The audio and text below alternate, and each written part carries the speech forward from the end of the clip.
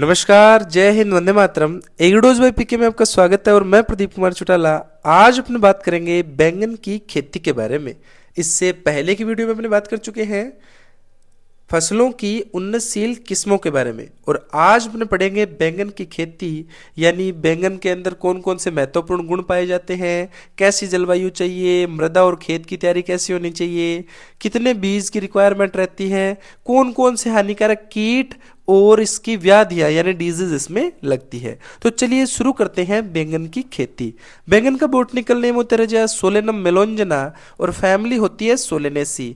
बैंगन में number of chromosome 24 होते हैं और बैंगन का उत्पत्ति स्थल अगर अपने माने तो उत्पत्ति स्थल भारत माना जाता है। इसी के साथ अगर अपने बात करें बैंगन का फल वैसे सामान्य अगर देखें उसका औषधीय गुण, तो यह उत्तेजक, शुद्धावर्धक, रक्तवर्धक तथा कफ नाशक होता है। शुद्धा का मतलब होता है जब भूख को बढ़ाने में काम किया जाता है। इसी के साथ इसमें विटामिन ए, सी, कार्बोहाइड्रेट और आयरन के तत्व इसमें पाए जाते हैं। इसके फल का प्रकार सरस या बेरी होता है और इसे गरीब की सब्जी, एग प्लांट और एबरजीन जैसे अन्य नामों से भी जाना जाता है। अब बात करें बैंगन के लिए जलवायु की, तो बैंगन उष्ण कटिबंधीय जो जलवायु है इस जलवायु में से लगाया जा सकता है, और पाले की जो मौसम है या जो शरद ऋतुआं है इसके अंदर ये सबसे ज़्यादा प्रभावित होता है। इसके साथ अनुकूलतम टेम्परेचर देखें तो 13 से 21 डिग्री सेल्सियस टेम्परेचर उपयुक्त माना जाता है। इसी के साथ अच्छे जल निकास वाली बलुई दोमट मृदा जिसका पीएच 6.5 से 7.5 हो उत्तम रहती है। अगर बात करें बैंगन के बीज की दर की, तो 400 से 500 ग्राम बीज प्रति हेक्टेयर पौध रोपाई के लिए पर्याप्त रहता है। अगर अपने पौध रोपाई के लिए यूज कर रहे हैं तो 400 से 500 ग्राम बीज प्रति हेक्टेयर अपने को पर्याप्त रहता है। इसी के साथ अगर अपने बात करें फसल की शरदकालीन, ग्रीष्मकालीन और वर्षाकालीन, तो शरदकालीन जो है राजा उसके लिए अपने बुआई की जाएगी जून जुलाई में और रोपाई की जाएगी जुलाई अगस्त में। यानी जुलाई अगस्त में अपने जब रोपाई कर देंगे तो सर्दी में अपने को फसल प्राप्त हो जाएगी। ऐसे ही ग्रीष्मकालीन में अगर अपने दिसंबर जनवरी में लगाएंगे तो फरवरी मार्च में अपने को फल प्राप्त हो जाएंगे। रोपण का समय आ जाएगा फरवरी मार्च, और उसके बाद अपने को फल मिलेंगे तो ग्रीष्मकालीन में मिल जाएंगे। ऐसे ही वर्षाकालीन में मार्च अप्रैल में अपने बीज की बुआई करते हैं और अप्रैल से मई में पौध का अपने क्या करते हैं रोपण, यानी 30 दिनों बाद अपने बीजों के बाद जो पौध है वो रोपाई के लिए तैयार हो जाती है। अब अगर बात करें बैंगन से संबंधित अन्य महत्वपूर्ण किस्मों की कि कौन कौन सी अपनी किस्में लगाए जा सकते हैं, तो बैंगन के लिए लंबे फल वाली जो किस्में हैं पूसा पर्पल लॉन्ग है, पूसा पर्पल क्लस्टर है, पूसा अनुपम है, पंत सम्राट, आजाद क्रांति, पूसा क्रांति और पंत सदाबहार, ये लंबे फल वाली है रजा। इसी के साथ गोल फल वाली किस्में Pusa purple round, type 3, selection first, Pusa Anmol, Pant Rituraj गोल फल वाली किस्मों में आती है। और बात की जाए हाइब्रिड किस्मों की रजा, तो हाइब्रिड किस्मों में पूसा हाइब्रिड 6, नरेंद्र बेल सेकंड और नरेंद्र शंकर सेकंड है राजा मुख्य, यानी वो तो नरेंद्र बेल में आ जाएगी। ये भी एक कंफ्यूजिंग वैरायटी बन जाती है साथ साथ ही।